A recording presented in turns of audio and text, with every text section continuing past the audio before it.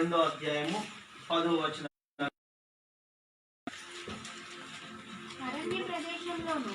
అరణ్య ప్రదేశంలోను భీకర ధ్వని గల పాడైన ఎడారిలోను వాణ్ణి కనుగొని.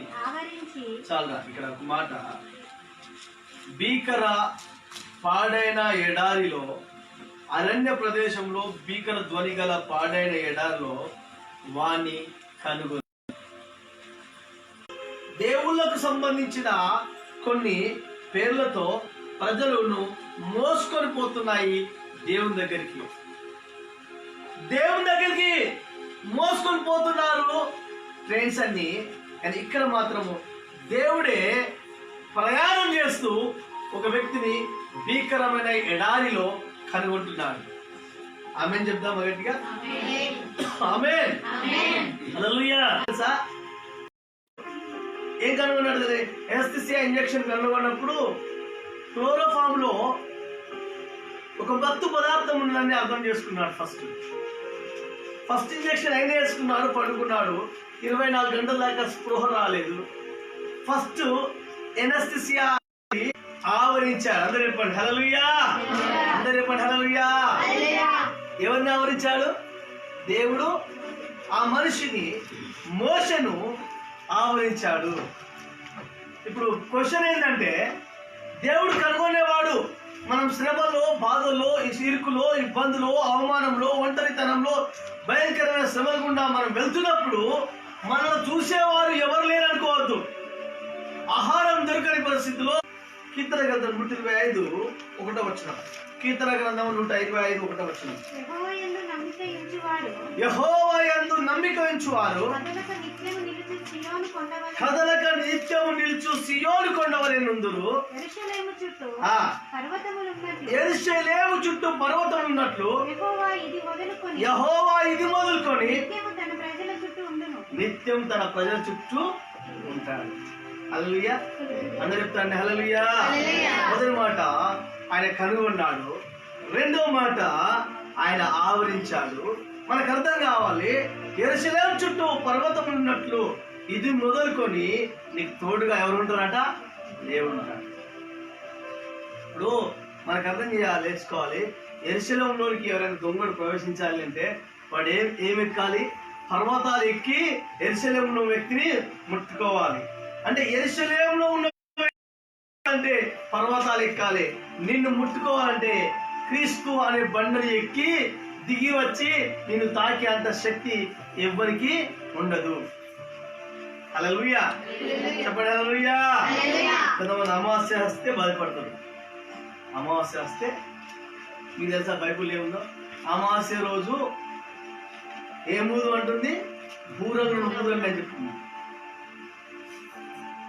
అమావాస్య అంటే చూడడమే కాదు, ఆయన్ను ఆవరించాడు. ఆయన ఆవరించడమే కాదు, అంటే ఏ వ్యక్తి మీద దేవుని కృప ఆవరిస్తుందో ఆ వ్యక్తి లోకంలో బ్రతుకుతాడు. మీరేమంటారు తెలుసా? ఊరికే ఫోన్ చూసినామనుకో, ఫోన్ దయ్యం పట్టింది అంటారు. ఊరికే కంప్యూటర్ దగ్గర ఉన్నామనుకో, కంప్యూటర్ దయ్యం పట్టింది అంటారు. ఊరికే మాట్లాడుతున్నాం అనుకో, మాట్లాడే దయ్యం పట్టింది అంటారు. ఊరికే వదులుతున్నారు అనుకో, వదిలేదో దయ్యం పట్టింది అంటారు. అవునా కదా? మిమ్మల్ని అన్నారా తల్లి? అంటున్నాను కదా. అంటే ఏదో ఒక విధంగా నేను ఆవరించింది అంటాడు. ఏమిటంటే దేవుడి కృప నిన్ను ఆ మనిషినే ఆవరించాడు. ఆ మనిషినే దేవుడు పరామర్శిస్తున్నాడు. అర్థమవుతుందా? హల్లెలూయా. చెప్పండి హల్లెలూయా. ఎవరైనా అనారోగ్యంగా ఉన్నారనుకోండి హాస్పిటల్లో, మనం ఏం తీసుకోబోతాం? చెప్పండి గట్టిగా. పళ్ళు తీసుకోపోతాం, ఏదైనా జ్యూస్ తీసుకుపోతాం, మహా ఎక్కువైతే కోకోనట్ నూనె ఏమంటుంది నీళ్ళు తీసుకుపోతాం. సో అవన్నీ తీసుకుపోయి జస్ట్ పరామర్శిస్తాం. అబ్బా మీరు పళ్ళు తెచ్చినందుకు వాళ్ళు ఆరోగ్యం మంచి కాదు. అర్థమవుతుందా? ఈ పళ్ళలో శోధనలో, బాధల్లో, ఇరుకులో, ఇబ్బందులు ఉన్నప్పుడు పరామర్శించే వారు ఎవరు లేకపోయినా కానీ దేవుడు పరామర్శిస్తాడు. ఒకవేళ దేవుడు పరామర్శిస్తే అర్థం చేసుకోండి, దేవుడే మనం పరామర్శిస్తే లోకంలో ఉన్నవాడు పరామర్శించాలా? అవసరమా? ఆమేన్ చెప్పండి. చెప్పండి హల్లెలూయా. అందరూ చెప్పండి హల్లెలూయా. హల్లెలూయా. ఏం పెట్టకుండా పర్లేదు, బాగున్నాం అంటే చాలు. నువ్వు ఏం చేయకున్నా పర్లేదు, నేను ఉన్నాను అంటే చాలు. నువ్వు ఏడుస్తున్నప్పుడు, బాగా గొడవగా ఏడుస్తున్నప్పుడు వెళ్ళి భుజం తట్టి ఏం లేదు భయపడకు అన్నప్పుడు, అది ఆ ధైర్యము, ఆ పరమశించే తత్వము మనిషిలో గొప్ప వ్యక్తిగా చేస్తాడు. ఆమె ఎవరైనా ఏడ్చినప్పుడు మోలి ఏడ్చినప్పుడు భుజం తట్టండి అంతే. ఇంకెక్కువ ఏడ్చి ఊపుకుంటారు కదా. ఎక్కువ ఏడ్చిన తర్వాత ఏమైపోతుందంటే ఆ మనిషిలో ఏం జరుగుతుందంటే ఆ భయం అనేది, ఆ ఆందోళన అనేది వెళ్ళిపోయి శాంతి అయిపోతారు. ఈరోజు ఎంతో మంది మమ్మల్ని పట్టించుకునేవారు లేరు, మమ్మల్ని చూసుకునేవారు లేరు, మా జీవితాలకు మార్గం చూపేవారు లేరు.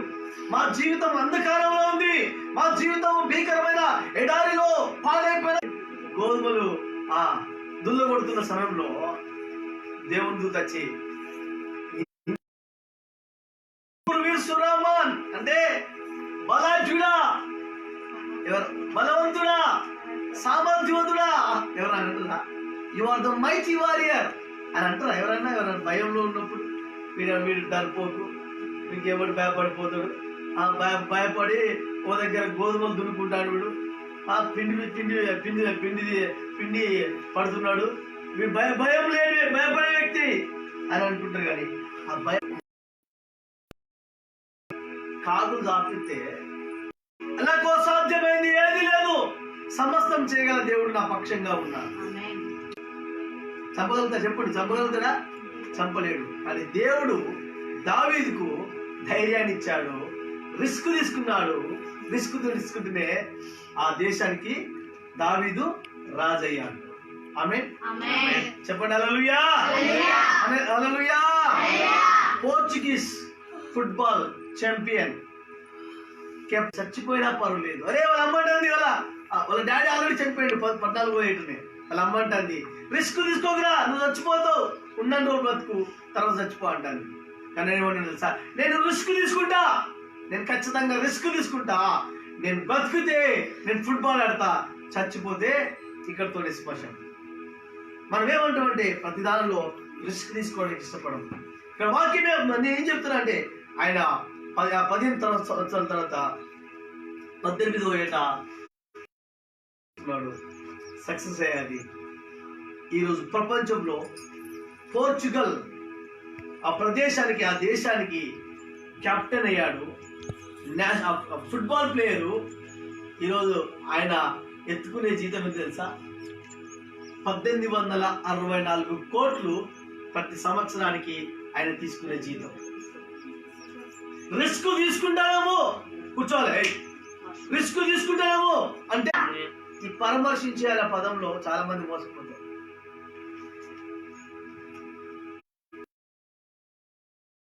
బైబిల్ పిల్లలకి చెప్తాక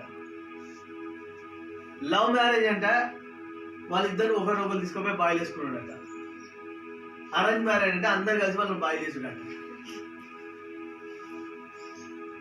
అర్థమైంది? అరేంజ్ మ్యారేజ్ అయితే అందరు గుంజుకపోయి బాయిల్ వేసుడు. లవ్ మ్యారేజ్ అయితే వాళ్ళిద్దరు ఒకళ్ళని దోషేసిన తప్ప ఇంకొకరు దోషేయడం అన్నమాట. కానీ దేవుని చరిత్రను మనం మార్చాలి. క్రియలను, అద్భుతములను, మహత్కార్యములను చేయటం వలన అపోస్తలుని యొక్క చిహ్నములు పూర్ణమైన కొరిమితో మీ మధ్య నేను ఎప్పుడు బలహీనున్నో అప్పుడు నేను బలవంతుని.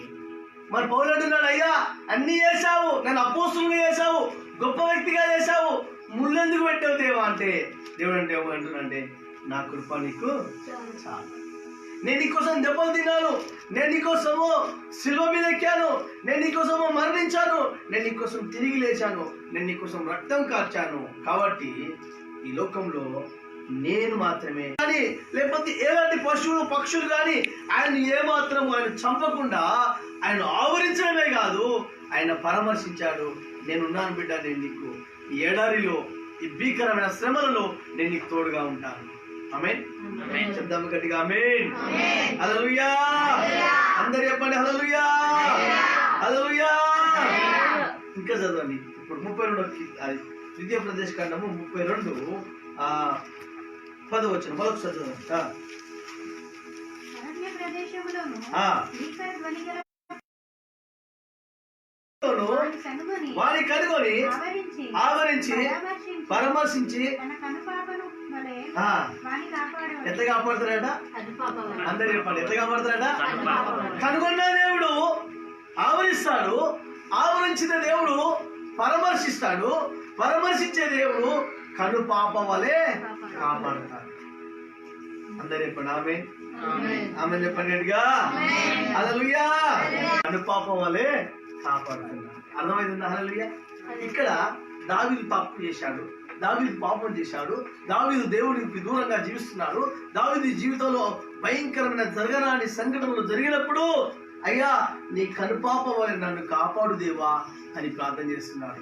కానీ మోసే మాత్రము, మోసే జీవితంలో మనం చూసినట్లయితే దేవుడు ఆయన్ను కనుపాప వలె కాపాడుతున్నాడు. ఆమేన్ చెప్పండి హల్లెలూయా. ఆయన కనుపాప వలె కాపాడుతున్నాడు కాబట్టి ఈరోజు మనం బ్రతుకుతున్నాం. ఆయన కాపాడకపోతే మనం ఎప్పుడో చచ్చిపోయేవాడు. ఎప్పుడో మన జీవితంలో గొప్ప కార్యాలు దేవుడు చేసేవాడు. ఎప్పుడో మన జీవితంలో ఆశ్చర్య కార్యాలు మనం చూసేవారు. మన కనుపాప వలె ఆయన కాపాడుతున్నాడు. సామెతల గ్రంథం 7వ అధ్యాయం 2వ వచనంలో ఇంకొక మాట ఉంది. నా ఆజ్ఞలను నీవు మనసులో ఉంచుకుని ఎడల నీ కనుపాప వలె నా ఉపదేశంలో కాపాడిన ఎడల అమ్మ నువ్వు బ్రతకాలి అంటే నా ఆజ్ఞలను పాటించు. కనుపాప వలె ఎట్లా కాపాడుకుంటావో ఈ ఆజ్ఞలు కూడా ఆధారంగా నువ్వు కాపాడుకో. నువ్వు కాపాడబడాలి అంటే ఆ ఆజ్ఞలు పాటించాలి. ఆయన ఆజ్ఞలు పాటించాలి అంటే నువ్వు దేవుని ప్రేమించాలి. నువ్వు దేవుని ప్రేమించాలంటే నీలో పాపం ఉండద్దు. నీలో పాపం ఉండద్దంటే ఈ పాప జీవితాన్ని యేసయ్య దగ్గరికి వెళ్ళి పాపాన్ని ఒప్పుకుంటే నీ జీవితంలో దేవుడు గొప్ప కార్యము చేస్తాడు. ఆమేన్ చెప్తావా? చెప్తే రామే. హల్లెలూయా. చెప్పండి హల్లెలూయా. హల్లెలూయా. కనుపాప వలె మనల్ని కాపాడుతాడు.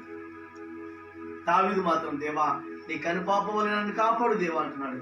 కానీ ఇక్కడ మోషే మాత్రము కనుపాప వలె కాపాడాడు. చివరి మాట చదువుకొని మనం ముగించుకుందాం. ద్వితీయోపదేశ కాండము 32వ అధ్యాయము 11వ వచనం. పక్షిరాజు తన గూడు రేపి తన పిల్లల పైన అల్లాడుచు అమ్మా ఇక్కడ ఏమంటాండి రెక్కలు చాపుకొని వాటిని పట్టుకొని తన రెక్కల మీద తన మోయినట్లు గూడు రేపినట్లు. హల్లెలూయా.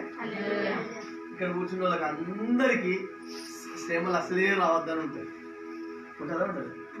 కష్టాలు ఎందుకు వస్తున్నాయి, బాధలు ఎందుకు వస్తున్నాయి, ఇరుకులు ఎందుకు వస్తున్నాయి, ఇబ్బందులు ఎందుకు వస్తున్నాయి, ఎందుకు అవమానం, ఎందుకు ఒంటరితనం, మన జీవితంలో ఇంత హాఫ్ అన్ అవర్లో ఒక పాస్టర్ వచ్చి ఆయన తెలుగు వాళ్ళు ఉండరు.